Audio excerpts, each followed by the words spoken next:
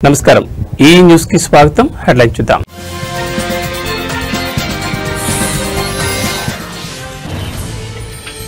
Jubilee hills ఉప ఎన్నికపై BRS అధినేత దృష్టి ఎర్రవల్లి ఫామ్ హౌస్ లో కేసీఆర్ తో కేటీఆర్ హరీష్ రావు కీలక భేటీ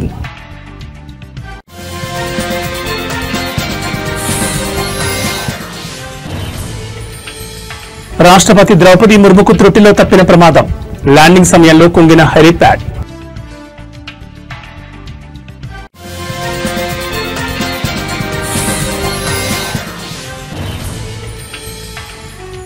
విద్యా వైద్యంపై చంద్రబాబుకు చిన్నచూపు అనపర్తి మాజీ ఎమ్మెల్యే సత్తి సూర్యనారాయణ రెడ్డి వ్యాఖ్య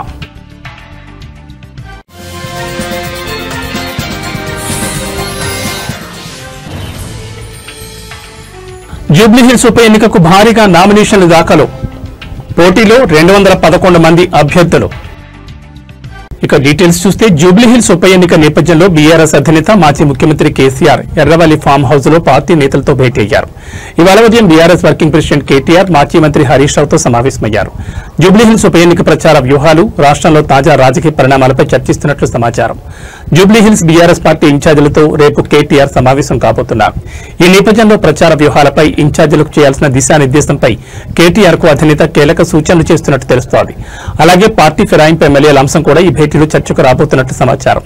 కాగా జూబ్లీహిల్స్ బైపోల్ బీఆర్ఎస్ స్టార్ క్యాంపెయినర్ల జాబితాలో కేసీఆర్ పేరు కూడా ఉంది. దీంతో ఆయన ప్రచారానికి వస్తారా లేదా అనే ఉత్కంఠ గులాబీ పార్టీలో నెలకొంది.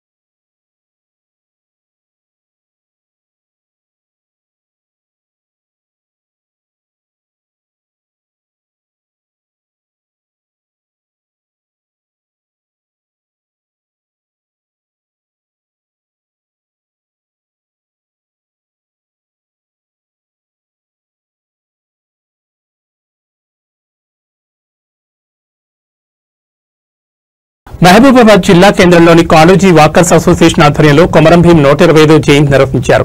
ఈ సందర్భంగా పోరాట యోధుడు కొమరం భీం కు ఏఆర్ఎంఓ చింతా రమేష్ ఘనంగా నివాళులర్పించారు.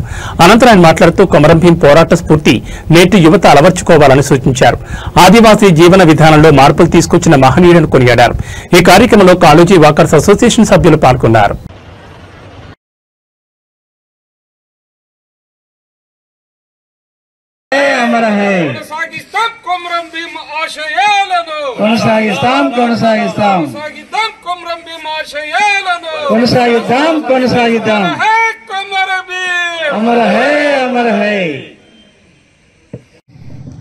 ఒక ఆదివాసి బిడ్డగా నేను వాకర్స్ అసోసియేషన్ మాపాద్ వారికి నా తరఫున ధన్యవాదాలు తెలియజేస్తూ అదేవిధంగా నన్ను ఈ కార్యక్రమానికి ముఖ్య అతిథిగా పిలిచినందుకు కూడా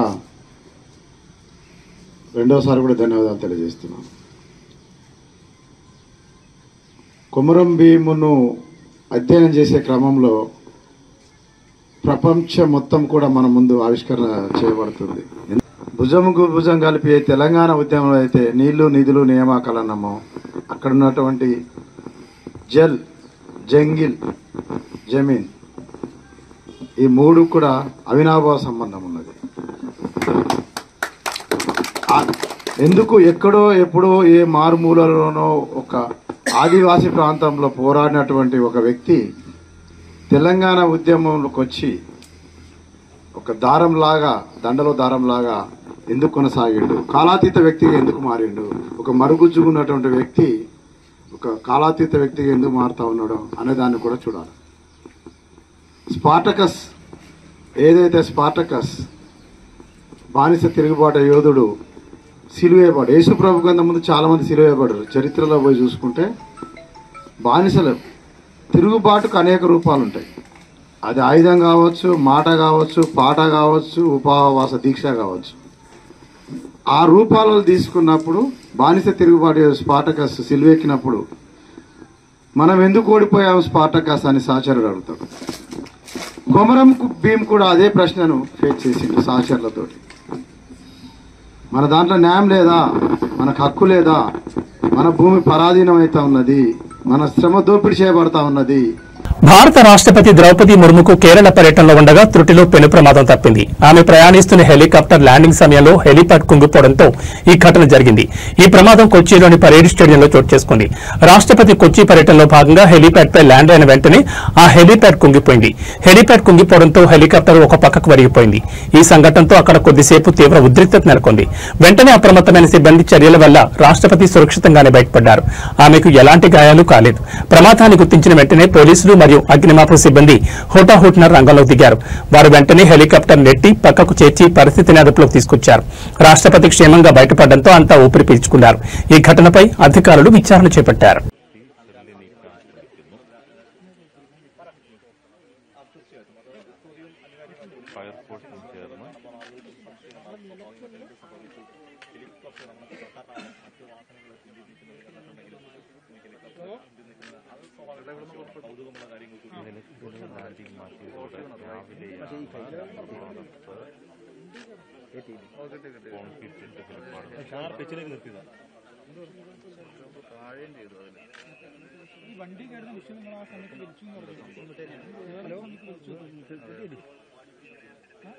അതെ പെട്ടെന്ന് പെട്ടെന്ന് ക്രമീകരിച്ചോണ്ടായിരിക്കും അറിയത്തില്ല ടെക്നിക്കൽ പെട്ടെന്ന് ക്രമീകരിച്ചോണ്ടായിരിക്കും. അതെ താന്ന് വേണം ടർമാണ് ചെറുതായിട്ട് താന്ന് പോയി പെട്ടെന്ന് ക്രമീകരിച്ചില്ലായിരിക്കും. റെക്കോർഡ് ചെയ്തോ വിഷയമുണ്ടല്ലോ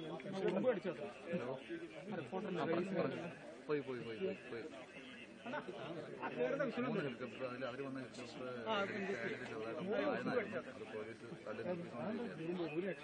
അതിവിടെ ഇവിടുത്തേതും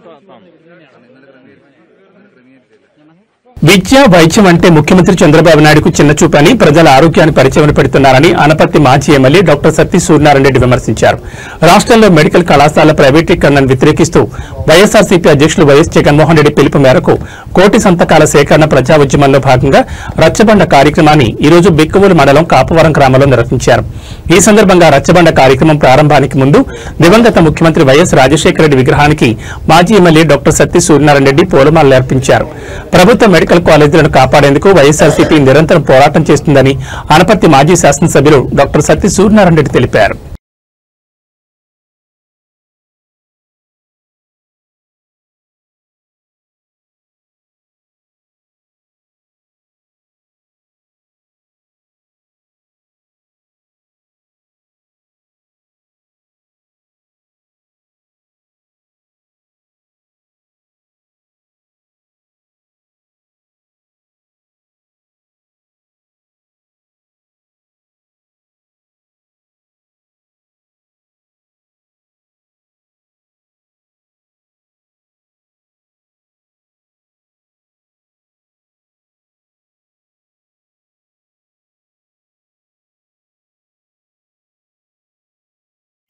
పెద్దలు సర్పంచ్ రావణ్ గారికి, అదేవిధంగా గ్రామ కన్వీనర్ వీరవెంకటరావు గారికి, అదేవిధంగా పేషణ గారికి, తర్వాత వైస్ ప్రెసిడెంట్ కోఆపరేషన్ గారికి, సీనియర్ గారికి, మరి మిగతా పెద్దలకి, మన యూత్ కూడా వచ్చారు. అతను కూడా మొదటిసారి ఈ కార్యక్రమం ఇక్కడ మీ గ్రామంలోనూ మీ అందరికీ నా హృదయపూర్వక నమస్కారం తెలియజేస్తూ, ముఖ్యంగా ఈ కార్యక్రమం ఏర్పాటు చేయడానికి కారణం మనందరికీ కూడా తెలుసు. గతంలో జగన్మోహన్ రెడ్డి హయాంలో పథకాలు ఏ రకంగా ఉండేవి, ఇప్పుడు ఏ రకంగా ఉంది అది మనమే చెప్పక్కర్లేదు, జనమే చెప్తా ఉన్నారు. ఎందుకంటే గతంలో మనం గడప గడప ప్రతి ఇంటికి కూడా తిరిగేవాళ్ళం. వాళ్ళు ఏ పార్టీ అయినా సరే మనకు ఓటు చేసినోడు వేయినోడు ఇంటికి కూడా వెళ్ళి మనం ధైర్యంగా చెప్పేవాళ్ళం, మా ప్రభుత్వం వచ్చిన తర్వాత నీకు ఈ స్కీమ్ ఇచ్చాము, ఈ స్కీమ్ ఇచ్చాము, ప్రతి ఇంటికి మనం ధైర్యంగా చెప్పేవాళ్ళం.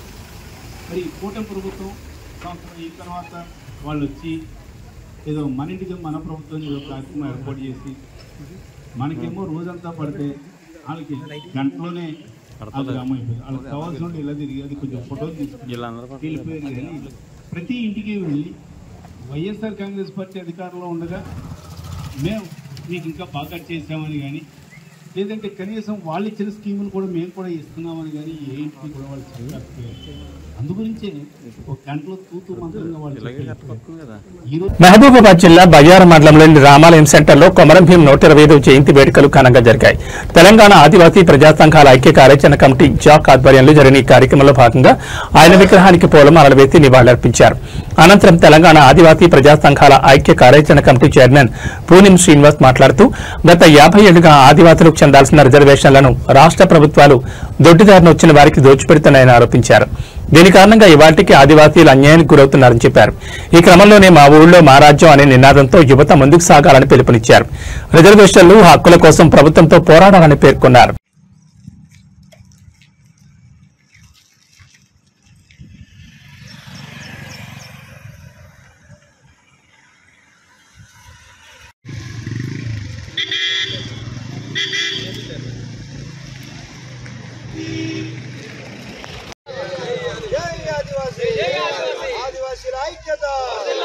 ఆదివాసీల ఐక్యత కొమరం భీం ఆశయాలను జై ఆదివాసీ జై ఆదివాసీ జై ఆదివాసీ.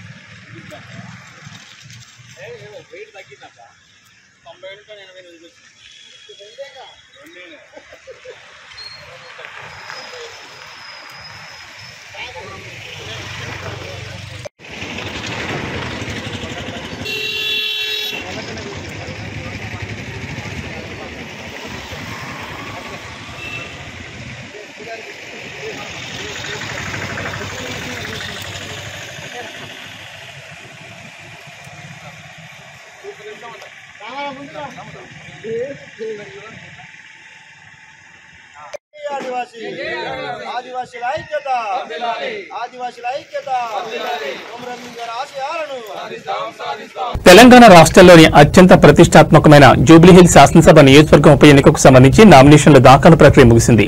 చివరి రోజు కావడంతో నామినేషన్ పత్రాలు భారీగా దాఖలయ్యాయి. గడువు ముగిసే సమయానికి దాదాపు అన్ని ప్రధాన రాజకీయ పార్టీల అభ్యర్థులతో పాటు అనేక మంది స్వతంత్ర అభ్యర్థులు తమ నామినేషన్లు సమర్పించారు.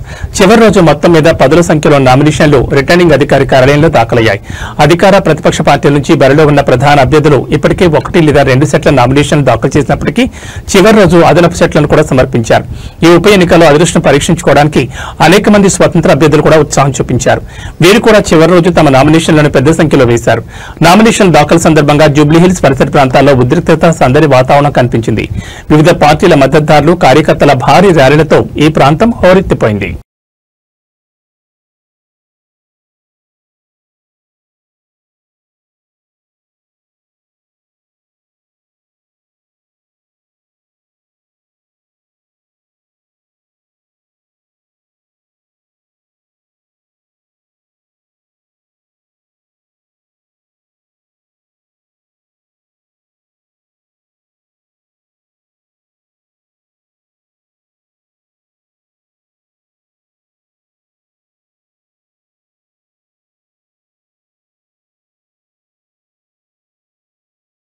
సంగారెడ్డి జిల్లా స్థానిక పీఎస్ఆర్ గార్డెన్లో ఇండియన్ మెడికల్ అసోసియేషన్ ఆధ్వర్యంలో పోలీసు కుటుంబాల కోసం ఏర్పాటు చేసిన ఉచిత హెల్త్ చెకప్ కార్యక్రమాన్ని వైద్య ఆరోగ్య శాఖ మంత్రి దామోదర్ రాజనరసింహ ప్రారంభించారు. ఈ సందర్భంగా మంత్రి దామోదర్ రాజనరసింహ మాట్లాడుతూ పోలీసులు మరియు వారి కుటుంబాల సంక్షేమాన్ని కాపాడుకోవడం ప్రభుత్వ బాధ్యతను నొక్కి చెప్పారు. ఐఎంఈ ఆధ్వర్యంలో పోలీసు కుటుంబాలకు ఉచిత హెల్త్ క్యాంప్ నిర్వహించడం అభినందనీయమని కొనియాడారు. ఈ క్యాంపులో 13 రకాల నిపుణులైన డాక్టర్లతో వైద్య పరీక్షలు నిర్వహిస్తున్నట్లు తెలిపారు.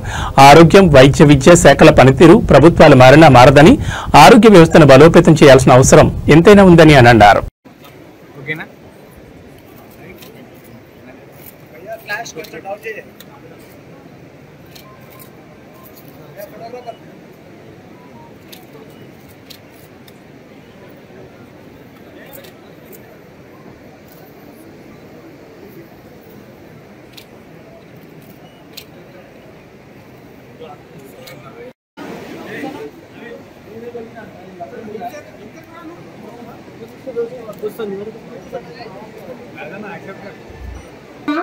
శ్రీ దామోదర్ రాజనరసింహ గారు.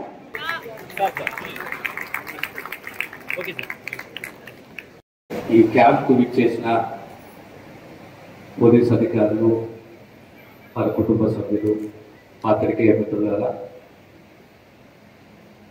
ఆరోగ్యము, వైద్యము, విద్య ప్రభుత్వాలు వచ్చినా పోయినా మారినా ఎన్ని చేసినా ఎప్పటికీ ప్రమాణాలు, సేవా దృక్పథంతో రెండు శాఖలు పనిచేస్తాయి. చెయ్యాలి ప్రమాణాలతోటి, ఒక కమిట్మెంట్ తోటి. ఏ శాఖలు అంటే ఒకటి విద్య, ఒకటి వైద్యం. సమాజ భద్రత, సమాజాన్ని కాపాడాలి, రాజ్యాంగాన్ని, వ్యవస్థని, పౌరులని కాపాడి ఒక మార్గంలో నడిపించే బాధ్యత పోలీస్ శాఖ.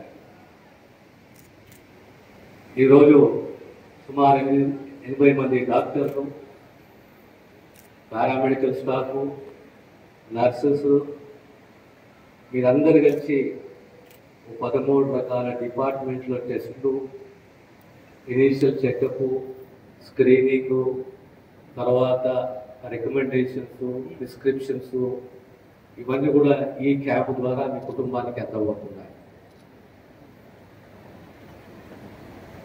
ఆరోగ్య శాఖ మంత్రిగా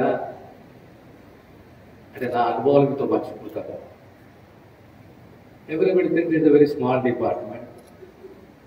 A department where Chetabai we can run the show, but that's not the way the department is. This department is really, it has 21 sub-departments, HODs, sub-departments, and every department is complicated. Every department is a huge comprehensive subject is there in the department. Provided you have a commitment, provided you have a passion, provided you have a compassion, you can do, let me not use the word wonders. కానీ మనం మనస్ఫూర్తిగా ఆంధ్రప్రదేశ్లో NDA కూటమి ఆధ్వర్యంలో కేంద్ర రాష్ట్ర ప్రభుత్వాలు విజయవంతంగా పనిచేస్తున్నాయని, రాష్ట్రంలోని 3 ప్రాంతాల సమగ్ర అభివృద్ధికి ముందడుగులు వేస్తున్నాయని బీజేపీ ఏపీ రాష్ట్ర అధ్యక్షులు పురంధేశ్వరి మరియు మాజీ రాష్ట్ర అధ్యక్షుడు మాధవ్ అన్నారు. రాజమహేంద్రవరంలోని లెవెంట్రీ హోటల్లో జరిగిన బీజేపీ రాష్ట్ర పదాధికారుల సమావేశంలో వారు ఈ వ్యాఖ్యలు చేశారు. ప్రధాని నరేంద్ర మోడీ అమరావతి స్వరూపాన్ని మార్చే దిశగా పునఃప్రారంభం చేసి రాష్ట్రానికి కేంద్రం నుంచి $1,50,000 కోట్ల సాయం అందించారని తెలిపారు. గూగుల్ డేటా సెంటర్ ద్వారా $15 బిలియన్ పెట్టుబడులు రావడం డబుల్ ఇంజిన్ గ్రోత్ కు ఒక చిహ్నమని పురంధేశ్వరి, మాధవ్ అన్నారు. మోడీ నేతృత్వంలో ఈ ప్రాజెక్టులు ముందుకు తీసుకురావడం, సీఎం చంద్రబాబు, లోకేష్ ఆధ్వర్యంలో విశాఖలో ఈ డేటా సెంటర్ రావడం వల్ల ఏపీకి ప్రపంచవ్యాప్తంగా గుర్తింపు లభించిందన్నారు. గూగుల్ సంస్థతో విశాఖ ప్రాంతం ఐటీ హబ్ గా అభివృద్ధికి శ్రీకారం జరగబోతోందన్నారు.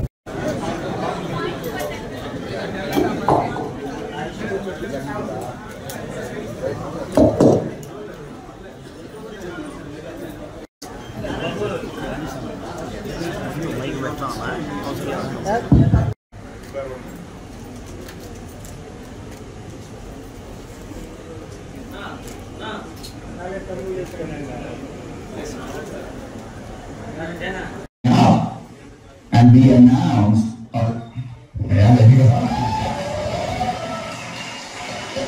announced our largest ever AI investment outside the US, a $15 billion, 1 gigawatt plus data center, 80% powered by clean energy, with subsea cables going in.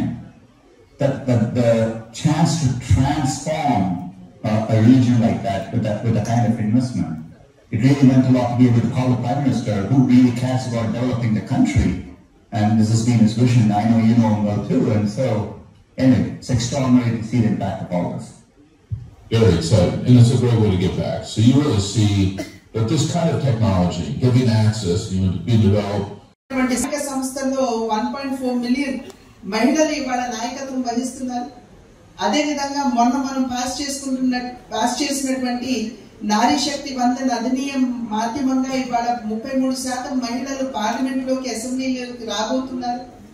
Self help groups మాధ్యమంగా ఏ విధంగా వాళ్ళు ఆర్థిక పరమైనటువంటి అంశంలో కూడా నాయకత్వాన్ని వహిస్తున్నారు. అవన్నీ కూడా మేము చాలా సగర్వంగా అక్కడ చెప్పుకునేటువంటి పరిస్థితి.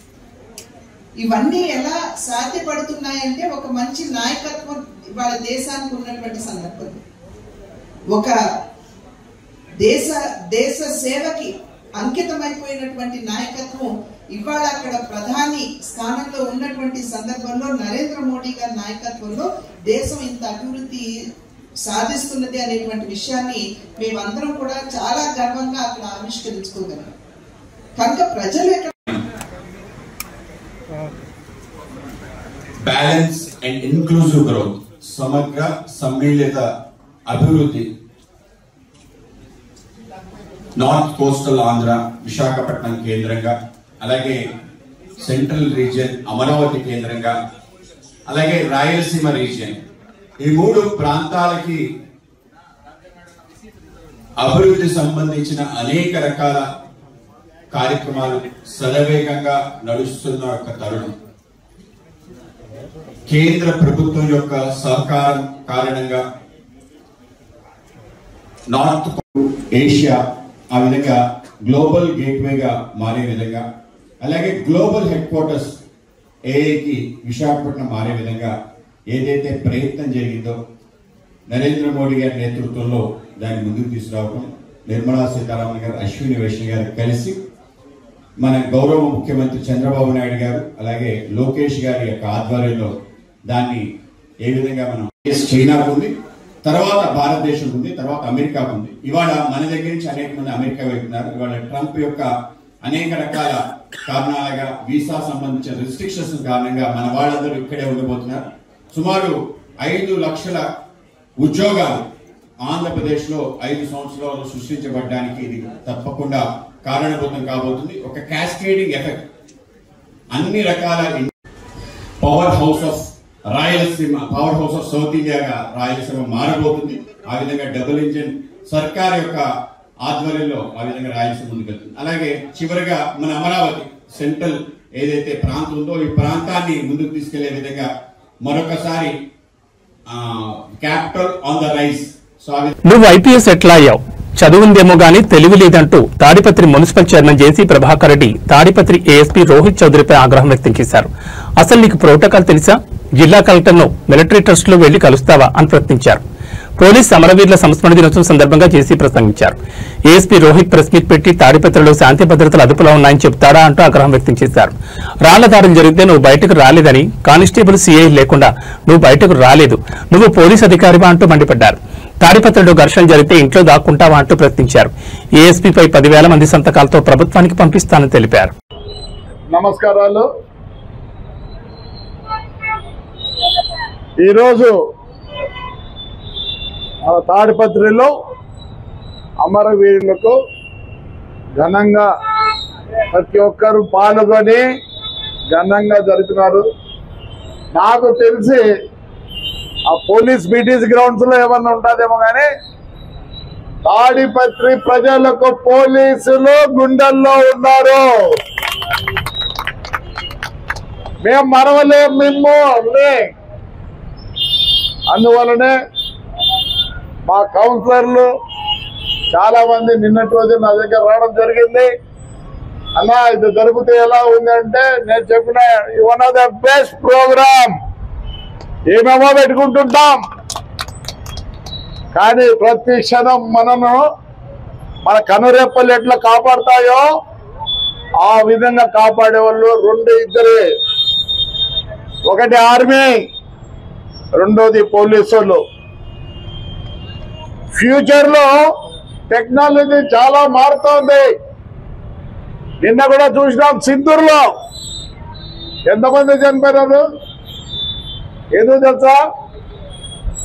ఇప్పుడు ఎదురుగా మనుషులుండి యుద్ధం చేయటం లేదు, డ్రోన్ సిస్టమ్ అంతా బటన్ సిస్టమే. టార్గెట్ చేసి వదిలితే ఆ టార్గెట్ రీచ్ అవుతుంది. కానీ పోలీసు ఉంది వాళ్ళకు ఒకవేళ స్కాట్లాండ్ ఆడుకోపోతే టెక్నాలజీ ఉంది కానీ ఇంకా మన ఊర్లో రాలేదు. శ్రీ సత్యసాయి జిల్లా పోలీసులు అంతర్రాష్ట్ర ద్విచక్ర వాహనాల దొంగల ముఠాను ఛేదించారు. మరకసిర పోలీసులు 6 సభ్యులను ఈ ముఠాను అరెస్ట్ చేశారు. మరకసిర మండలంలోని అమితాలకొంది గ్రామంలో పోలీసులు ఈ దొంగలను అదుపులోకి తీసుకున్నారు. దొంగిలించబడిన వాహనాలను నిందితులు గ్రామంలోని ఒక పొలంలో దాచుంచారు. పోలీసులు అక్కడి నుంచి 8,70,000 విలువ చేసే 18 ద్విచక్ర వాహనాలను స్వాధీనం చేసుకున్నారు. 6 దొంగలను అరెస్ట్ చేసి వారిపై కేసు నమోదు చేసి చట్టపరమైన చర్యలు చేపట్టారు. ఈ దొంగిలించబడిన వాహనాలు ఆంధ్రప్రదేశ్ మరియు కర్ణాటక రాష్ట్రాలకు చెందినవని పోలీసులు తెలిపారు. నిందితులు 2 రాష్ట్రాల సరిహద్దు ప్రాంతాల్లో చోరీలకు పాల్పడుతున్నట్లు తెలుస్తోంది.